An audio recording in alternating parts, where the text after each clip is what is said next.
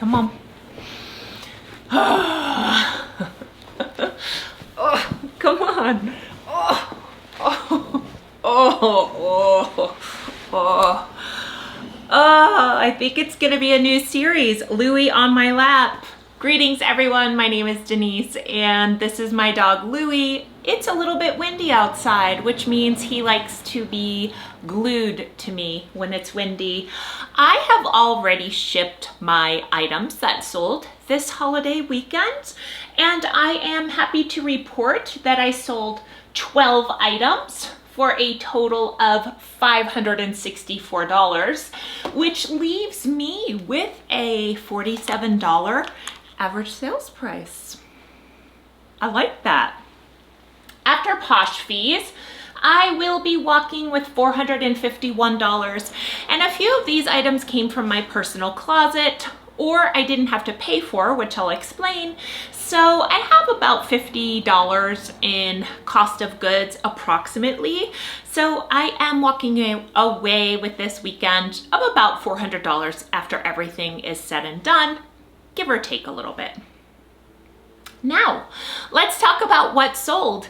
I have something very, very, very amazing to share. I'm gonna save it for last because it's obviously my most favorite sale of the weekend, and I announced in my 10 weird things to post video that these items were either going to sell very quickly because I had them priced too low, or they were gonna sit because I had them overpriced, and I felt like I had them underpriced. Anyway, that's all I want to say about it. I'm not going to go on. First item I sold, in almost brand new condition, Steve Madden Hayden Cognac leather sandals. I just had these in one of my haul videos. Maybe 2 weeks ago, I had this huge run on sandals. So basically the Goodwill is putting their sandals with like a little hanger over near the cash registers, so it's not on people's radar when they're looking at shoes. It's on the opposite end of the store. This particular day, that happened to work out for me. I did come across the new bins of shoes and picked up some great sandals, but these, as I was heading out, I took a little peek-see and they were there. So I'm very excited. They sold within maybe 2 weeks. They are the Hermes sandal dupes. I sold a bundle for $85. It was a Faraday Legend sweater shirt. I have sold one of these before, or something very similar. That was the men's version. And I also sold a pair of AMO Severine cargo jeans. They were mine. I let them go for a lower price because they did have a hole in the front of them near the waistband. So it was kind of like damaged, based, or like marked down because they weren't in perfect condition. And then the next item in this bundle that I sold was the Gap high rise wide leg chino crops. Those came from my personal closet and I had them for a number of years. I really do think I got them on clearance at the Gap for, I don't know, like something crazy, like $12 or $15. It was like 50% off of sale. And so they were a size 8 tall. They're really cute, modern styling. And so the way I took a look at this bundle, because I accepted almost 50% off on this bundle, those Gap chinos really had no attention, had been sitting for over a year. I knew they would eventually sell, but I assumed for around $15 to $20, to be honest. I had them in my closet for $36. So in my mind, when I was going through accepting this offer or not, or countering or whatever, I thought in my head $45 for the Faraday sweater shirt. So I had it in my closet for $60. So I thought, okay, $45 for that, $15 off. The AMO pants I had in my closet for $68. But to be honest, like truth be told, there was no way I was gonna get that for those. I assumed they would go for closer to 30. So then in my mind, I took like 30 for the Amo, 10 for the Gap, or, you know, some sort of variation like that. Let's see, 45, 75, yeah, $85. I was okay with kind of letting two of those pieces go for a cheaper price. And in my mind, thinking that the Faraday was the one that I took home the most money for, kind of threw in the Gap pants, to be honest. The next item that sold was an offer to liker. It was just a Patagonia checked button-down shirt. It was a men's. Size large. It sold for $25. Just kind of throwing this out there. Patagonia is one of my best-selling brands. I just recently posted a video of my best-selling brands of 2024. A lot of Patagonia basics, shirts, shorts, pants, jeans. That's what I consider to be basics. T-shirts, bras. They're not going to fetch a high market price. Where you're going to find the most bang for your buck is with vests, jackets, sweaters, pullovers, fleece, those types of items. So if you really just want to focus your attention, I've had some Patagonia tank tops that are a little more like on the dressier side. They're like hemp and cotton blend. They've been new with tags in my closet, great size, like a size 12 for I think 2 years now. So some Patagonia basics, they're gonna be more long tail. Skipping my next item. I sold a pair of Freebird Mona Lisa slip-on loafer mules for $95. I have sourced these within the last month. I sourced 2 pairs of beautiful, they look like they were never worn Freebirds. They felt very similar, same size, must have been a donation by the same person, and I love that sales price. Freebird is nothing to pass on. People love Freebird, even if it feels distress. I sold a Lululemon Energy bra. It was printed black and white for $25.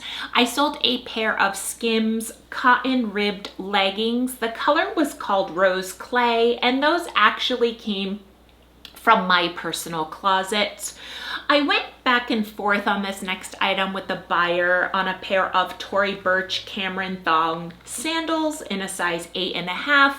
She originally, I had them in my closet for $58. She offered me $35. I declined that offer. She came back with $38.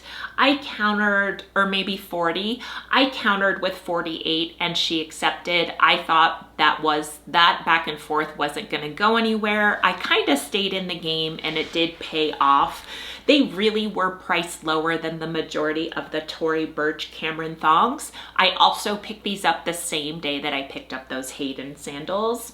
The next item I sold was a Saison square floral scarf. Foulard was the pattern of the floral. So this scarf I actually got for free, which isn't really free, but I placed a Saison order, and the first time I placed an order, they sent me this scarf, and so it was brand new with tags. I knew I would never use it.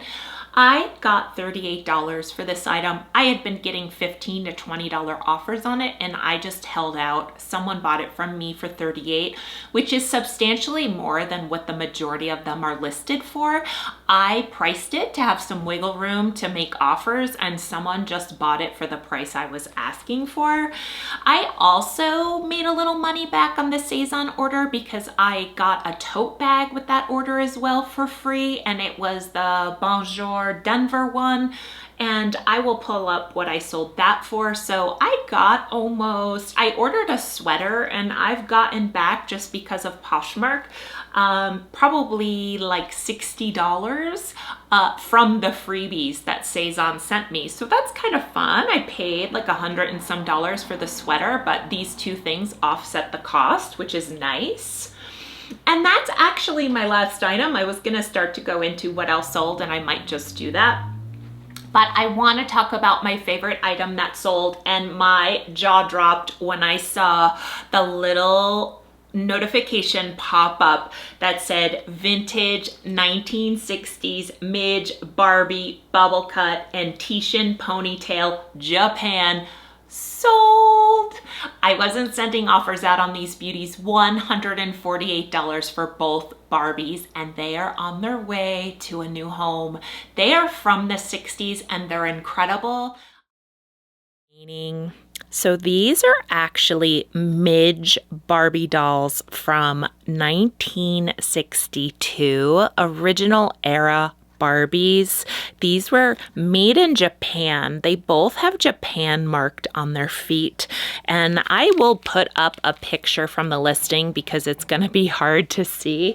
I don't really know what's appropriate for on camera, but I may have to edit that out.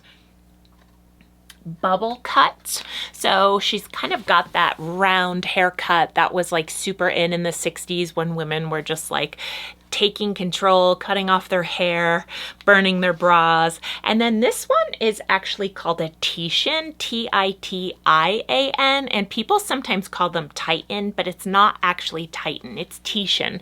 And Tishin actually refers to the color of her hair. I just love the way the eyes look with the makeup. They even have like nail polish on their nails. So I have both of these dolls in one posting. I anticipate that they could potentially be worth like $300 for one doll. I noticed just like doing some research, I didn't have any clothes for them. They didn't have the pearl earrings. I noticed some of them, and maybe it's in more humid climates, they can get green in the head, like the head starts to get some sort of breakdown to them and it makes them turn green.